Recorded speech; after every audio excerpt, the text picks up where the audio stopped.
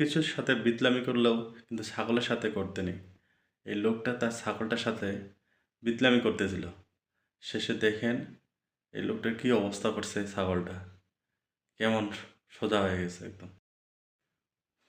পশু পাখিদের কর্মকাণ্ড কিছুটা মানুষের সাথেও মিশে যায়। দেখেন এই পাখি দুইটা ও বিপদে পড়ছে, ওকে আবার চাপা মারছে। আজব লাগতেছে না? মানুষের অনেক চুল বড় দেখছি, কিন্তু এই বাচ্চা মানুষটা দেখেন ওর চেয়ে চুলগুলাই ওর বড়। কি সুন্দর লাগতেছে। এই ভিডিওটা দেখে আমার মনে হচ্ছে যে এই লোকটা কোনো বিষয়ে অনুতপ্ত, যা নিজেকে ক্ষমা করতে পারতেছে না। তাই সে রাস্তার মাঝখানে বাইক দাঁড় করে নিজে নিজেকে থাপড়াচ্ছে আর নিজে নিজেকে আঘাত করতেছে। দৈনন্দিন জীবনে এই গুটি সুতার ব্যবহার আমাদের খুব প্রয়োজন হয়।